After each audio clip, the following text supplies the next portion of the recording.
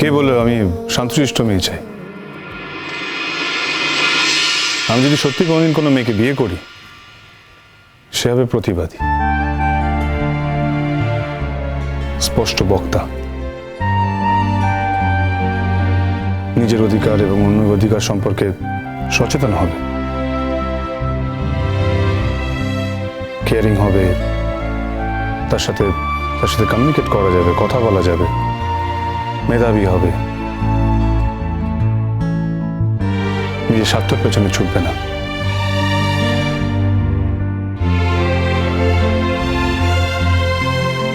That's it. কি বলছো তুমি এসব? এমন মেয়ে চাও তুমি? এমন মেয়ে তো আমি একজনকেই চিনি। শঙ্কু কি অবচেতন মনে তার কথাই ভাবছে? অবিকল তেমন একটা মেয়ের ছবি তো সামনে তুলে ধরছে। ও যেমন বলছে তাতে তো মনে হচ্ছে এই পৃথিবীতে মোহর ছাড়া এমন মেয়ে আর কেউ হতে পারে না। যাক, সোনার পাথর বাটির কথা ভেবে কোনো লাভ নেই। আমি যে ধরনের মেয়ে খুঁজছি, আদৌ সে ধরনের মেয়ে পাওয়া যাবে কিনা সে নিয়ে আমার সন্দেহ আছে। আর যদি বা পাওয়া যায়, সে মেয়ে আমাকে বিয়ে করবে কিনা সেটাও তো একটা ব্যাপার। আমার যদি বিয়ে করার থাকে আমি তোমাদেরকে জানাবো, তখন তোমরা ডিসিশন নিও। শুধু শুধু তোমরা নিজেদেরকে এর মধ্যে জড়িও না।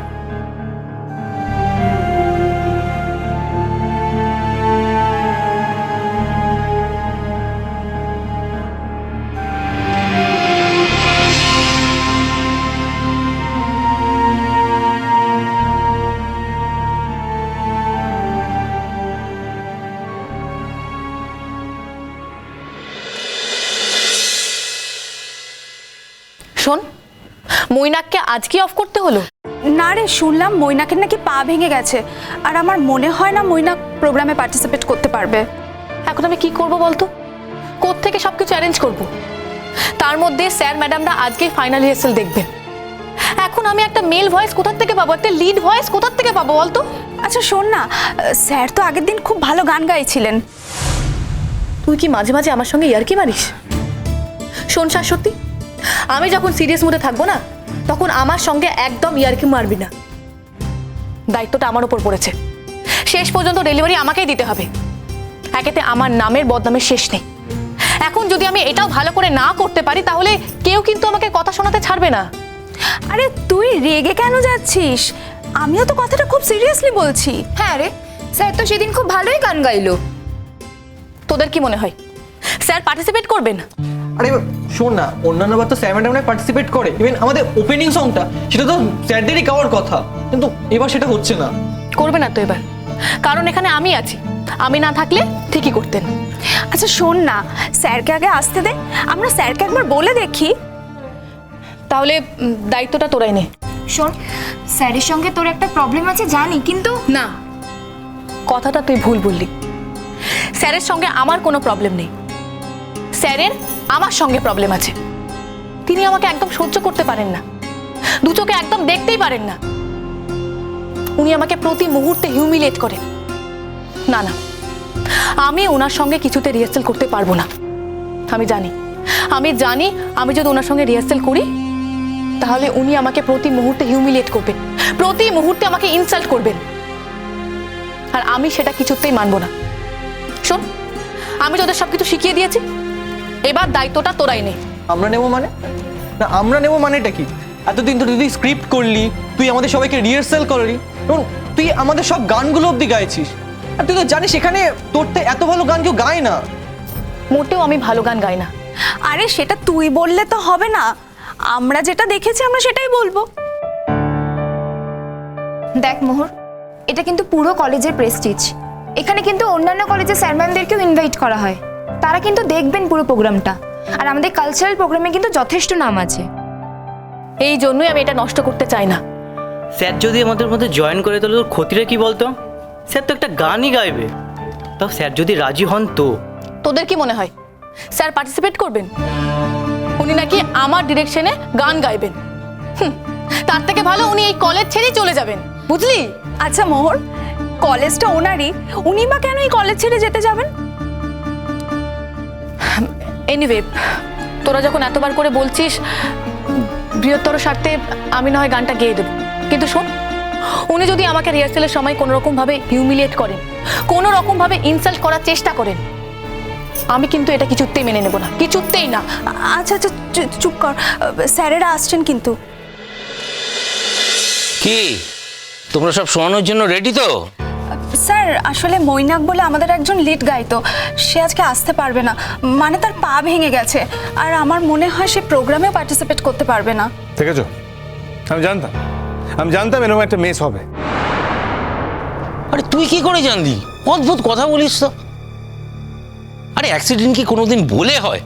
কারোর হাতে থাকে? অ্যাক্সিডেন্ট হবার হলে তো হবেই। মাঝে মাঝে তুই অদ্ভুত কথা বলিস। স্যার, আপনার কাছে না একটা রিকোয়েস্ট করার ছিল। বলো। না, আমরা কি আজকে রিহার্সালটা শুনতে পাবো কি পাবো না?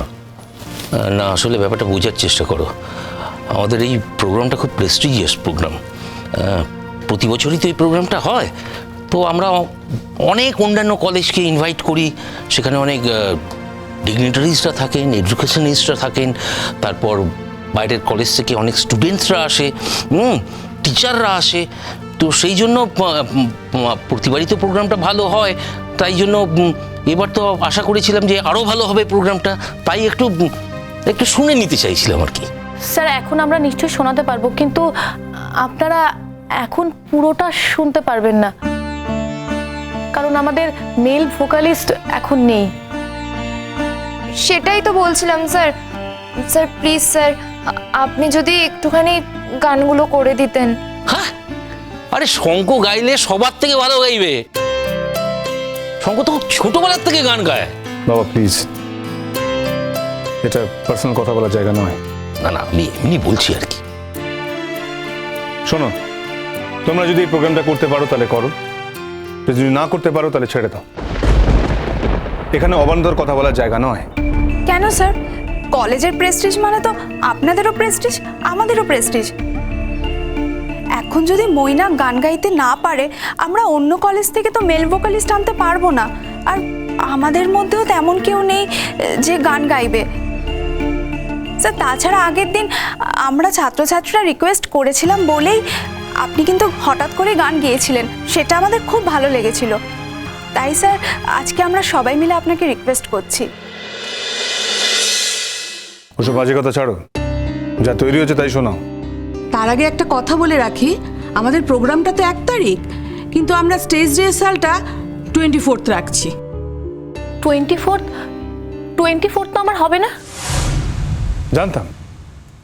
জানতাম আমি, যেখানে সবার সুবিধা হবে সেখানে পার্টিকুলার একজনের অসুবিধা হবে। তার কারণ সবাইকে ভোগানোটাই ওর কাজ। ম্যাম, আপনারা তো আমার সঙ্গে কনসাল্ট করে সেই ডেটটা নেননি।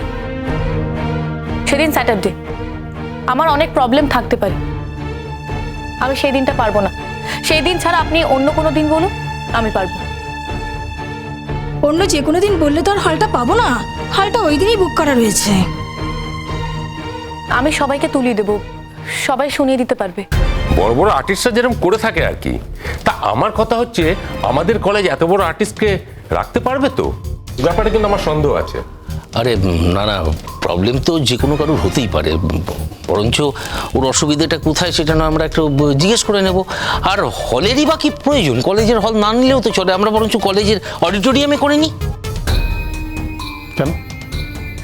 কেন প্রত্যেকবার তো তা হয় না?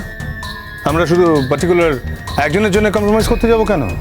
স্যার, আপনি যদি অডিটোরিয়ামও করে থাকেন, আমি পুরো দিনটা থাকতে পারবো না। আমার সেদিন পার্সোনাল কিছু কাজ আছে। হ্যাঁ, ব্যক্তিগত কাজ আছে তো জানি।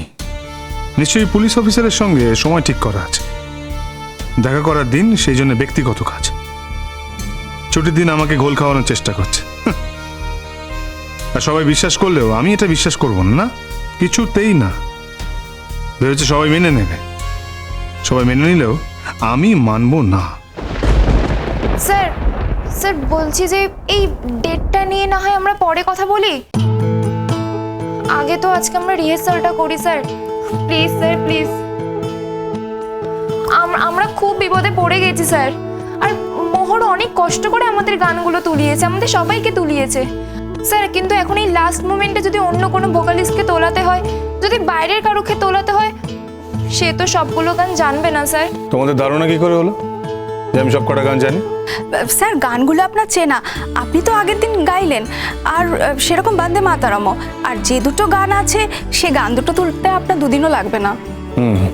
তা কে তোলাবে?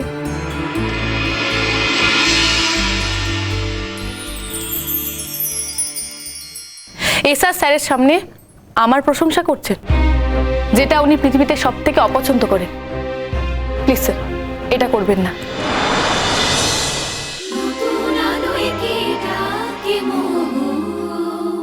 চলো চলো চলো চলো চলো পাল্টাই।